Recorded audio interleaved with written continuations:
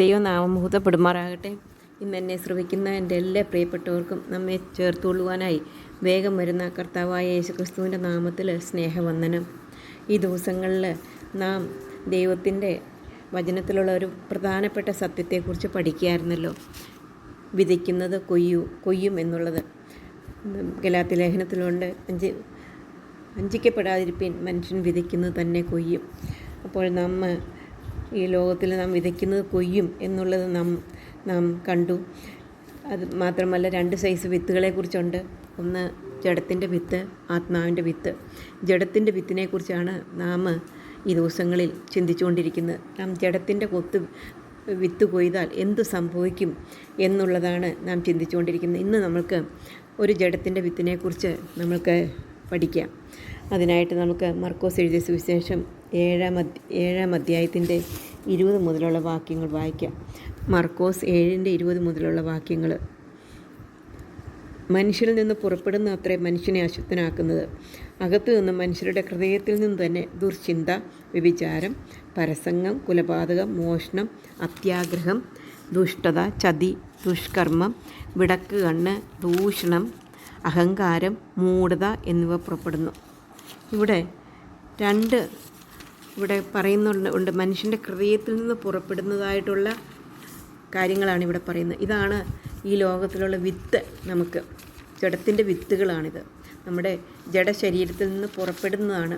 എന്നാൽ നമ്മൾ ഈ ജഡത്തിൻ്റെ വിത്തുകൾ വിതയ്ക്കുവാനല്ല ദൈവം രക്ഷിക്കപ്പെട്ട ദൈവമക്കളെക്കുറിച്ച് ആഗ്രഹിക്കുന്നത്. എന്നാൽ ജഡത്തിൻ്റെ വിത്ത് ഇതൊക്കെയാണ് എന്ന് നമുക്ക് മനസ്സിലാക്കുവാനായിട്ട് സാധിക്കും. ഇവിടെ ഇന്ന് അഹങ്കാരം, ജഡത്തിൻ്റെ വിത്തായ അഹങ്കാരം നാം വിതച്ചാൽ എന്ത് സംഭവിക്കും എന്നുള്ളത് നമ്മൾക്ക് ഒന്ന് ചിന്തിക്കാം. ഇവിടെ പറയുന്നുണ്ട്, ജഡത്തിൻ്റെ വിത്തായ അഹങ്കാരം, മൂഢത എന്നിവ പുറപ്പെടുന്നു. അപ്പോൾ അഹങ്കാരം നമ്മുടെ ജീവിതത്തിൽ ഉണ്ടായാൽ എന്ത് സംഭവിക്കും എന്നുള്ളത് ദൈവത്തിൻ്റെ വചനത്തിൽ അനേക ഭാഗങ്ങൾ കൂടെ നമുക്ക് മനസ്സിലാക്കുവാനായിട്ട് സാധിക്കും. സദൃശവാക്യങ്ങളിൽ അനേക വേദഭാഗങ്ങളിൽ ഈ ജഡത്തിൻ്റെ വിത്തിനെക്കുറിച്ച് നമുക്ക് കാണാനായിട്ട് സാധിക്കും. അതിൻ്റെ 11-ന്റെ 2-ാം വാക്യത്തിൽ നമുക്ക് കാണാനായിട്ട് വരുന്ന 11-ന്റെ 2-ാം വാക്യം നമുക്ക് വായിക്കാം. സദൃശവാക്യങ്ങൾ 11-ന്റെ 2-ാം വാക്യത്തിൽ അവിടെ കാണുന്ന, അഹങ്കാരം വരുമ്പോൾ ലജ്ജയും വരുന്നു. അഹങ്കാരം വരുമ്പോൾ ലജ്ജയും വരുന്നു എന്ന് നമുക്ക് കാണാനായിട്ട് സാധിക്കും. അതുപോലെ തന്നെ 15-ന്റെ 25-ാം വാക്യത്തിൽ നാം കാണുന്നത്, അഹങ്കാരിയുടെ വീട് യഹോവ പൊളിച്ചു കളയുന്നു. അപ്പോൾ അഹങ്കാരമുള്ളവർക്ക് ലജ്ജ വരും. മാത്രമല്ല, അവരുടെ വീട് വേറെ ആരുമല്ല പൊളിച്ചു കളയുന്നത്, യഹോവ തന്നെ അവരുടെ വീട് പൊളിച്ചു കളയും എന്നുള്ളത് വചനത്തിൽ കാണാനായിട്ട് സാധിക്കും. അതുപോലെ 18-ന്റെ 12-ാം വാക്യത്തിൽ നാം കാണുന്നത്, 18-ാം അധ്യായത്തിൻ്റെ 12-ാം വാക്യത്തിൽ നാം കാണുന്നത്, നാശത്തിന് മുമ്പേ മനുഷ്യൻ്റെ ഹൃദയം നിഗളിക്കുന്നു.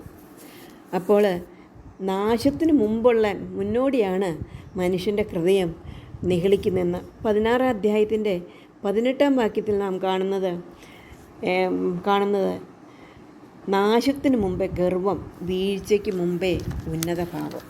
ഇങ്ങനെ ദൈവത്തിൻ്റെ വചനത്തിൽ അനേക ഭാഗങ്ങളിൽ നിഗളം നമ്മുടെ ജീവിതത്തിലുണ്ടെങ്കിൽ എന്ത് സംഭവിക്കും എന്നുള്ളത് ദൈവത്തിൻ്റെ വചനത്തിൽ അനേക ഭാഗങ്ങൾ നമുക്ക് മനസ്സിലാക്കുവാനായിട്ട് സാധിക്കും. നമുക്ക്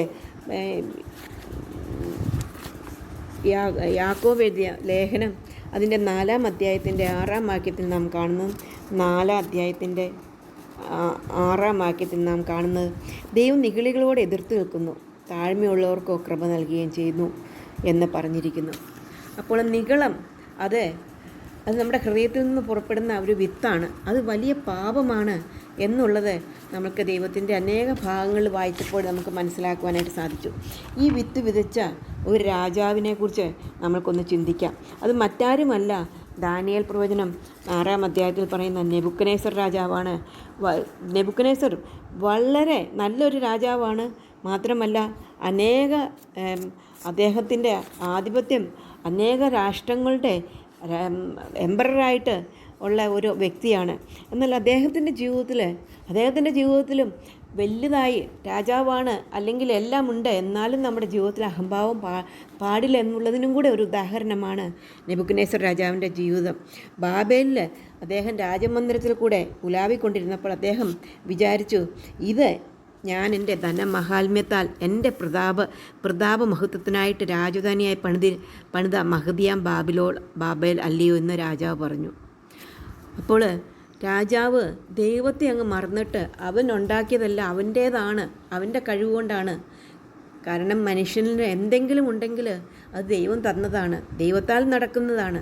നമ്മുടെ പഠിത്തം, നമ്മൾ പഠിക്കുന്നതിന് നല്ല റിസൾട്ട് കിട്ടുന്നത്, നമുക്ക് നല്ല ജോലി കിട്ടുന്നത്, നല്ല വീടുണ്ടാകുന്നത്, കർത്താവിന് പൊളിച്ചു കളയാനായിട്ട് സാധിക്കും. നികളം വന്നാൽ വീട്, അങ്ങനെയുള്ളതെല്ലാം സർവ്വവും യഹോവയാൽ ഉണ്ടാകുന്നതാണ്.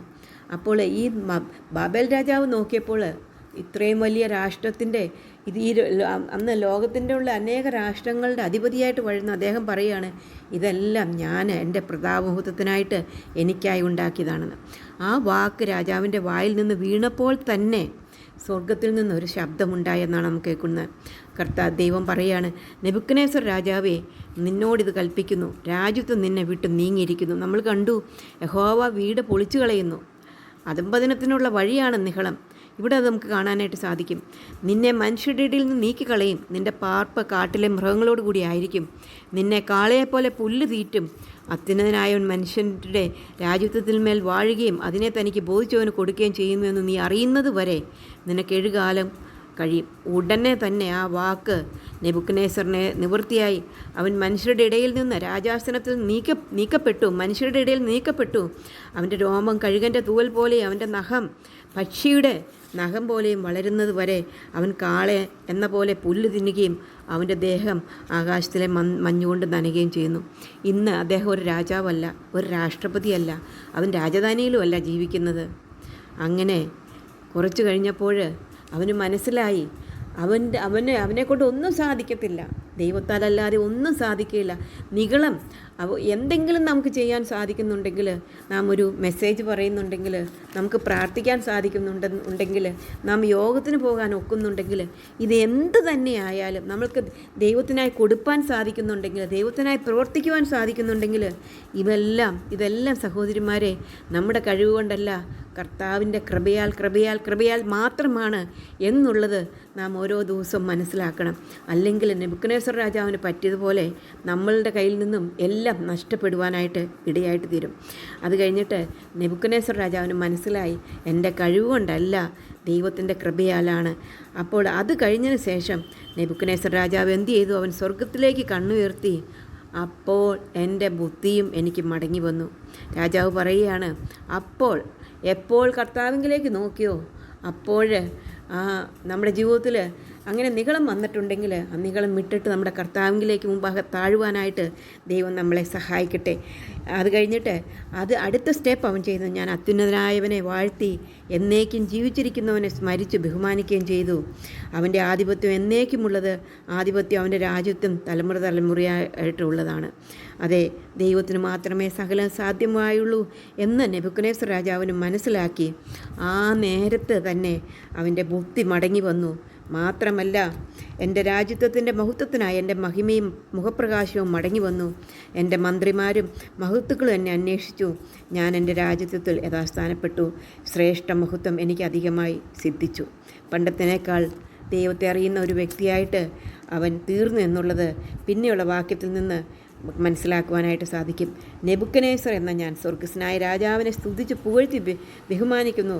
അവൻ്റെ പ്രവൃത്തികളൊക്കെയും സത്യവും അവൻ്റെ വഴികൾ ന്യായവുമാകുന്നു. നിഗളിച്ച് നടക്കുന്നവരെ താഴ്ത്തുവാനും അവൻ പ്രാപ്തൻ തന്നെ. ഇതാരുടെ വായിൽ നിന്ന് വരുന്ന വാക്കുകളാണ്? നെബൂഖദ്നേസർ രാജാവിൻ്റെ, ബാബേൽ സംസ്ഥാനത്തിൻ്റെ അധിപതിയുടെ, സർവവും അവൻ്റെ കാൽ കീഴായ ഒരു വ്യക്തിയുടെ അവൻ പറയുകയാണ്, ദൈവത്താൽ മാത്രമേ സകലവും സാധിക്കത്തുള്ളൂ. അത് നെബൂഖദ്നേസർ രാജു നിഗളം വിതച്ചു. എന്തുണ്ടായി? അവൻ ഒരു കാളയെപ്പോലെ പുല്ല് തിന്നുന്നവൻ. അവൻ്റെ രാജ്യത്വം നഷ്ടപ്പെട്ടു, എല്ലാം നഷ്ടപ്പെട്ടു. നമ്മൾ പണ്ട് വായിച്ച വാക്യം പോലെ യഹോവ വീട് പൊളിച്ചു കളയുന്നു, അവൻ നശിപ്പിക്കുന്നു എന്നുള്ളവനാണ്. നിഗളം വന്നാൽ അത് അത്രയും വലിയ പാപമാണ്. പലപ്പോഴും നാം ചിന്തിക്കാറില്ല അത്. എന്നാൽ പ്രിയ സഹോദരിമാരെ, നമ്മുടെ ജീവിതത്തിൽ താഴ്മയുള്ളവരെ ദൈവം ഉയർത്തുന്നു എന്നുള്ളത് നമ്മൾ കണ്ടു. അങ്ങനെ കർത്താവിൻ്റെ മുമ്പാകെ താണിരിപ്പാൻ കർത്താവ് നമ്മളെ സഹായിക്കട്ടെ.